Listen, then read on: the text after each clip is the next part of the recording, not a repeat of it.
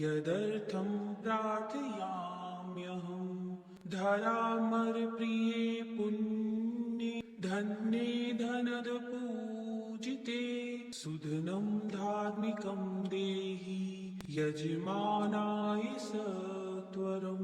रम्ये रुद्रप्रिये पर्णे रमारूपे रतिप्रिये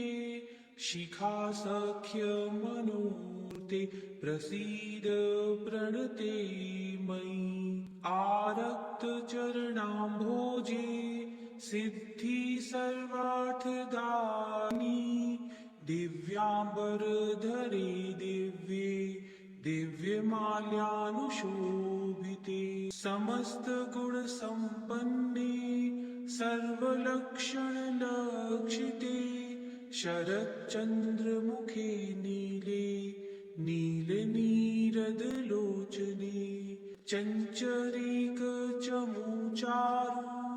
श्रीहारकुटीलालके दिव्ये दिव्यवरे श्रीते कलकण्ठरवामृते हासावलोकनैर्दिव्यैर्भक्ताचिन्तापहारके रूपलावण्यतारुण्य कारुण्यगुणभाजने क्वरतकङ्कणमञ्जीरे रसलीलाकराम्बुजे रुद्रव्यक्तमहत्तत्त्वे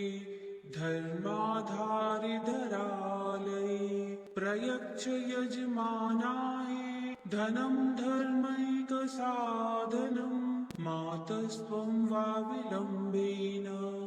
ददस्त्वज्जगदम्बिके कृपाब्धे करुणागारे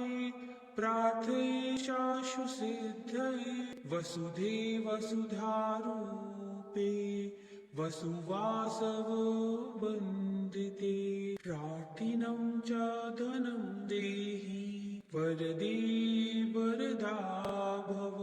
ब्रह्मणा ब्राह्मणे पूज्या त्वया च शङ्करो यथा श्रीकरे शङ्करे श्रीदे प्रसीद मायि किङ्करे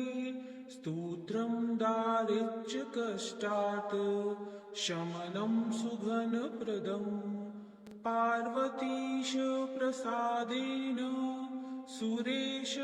किङ्किरे स्थितं मह्यं प्रयच्छ मातस्त्वं त्वामहं शरणं गतः।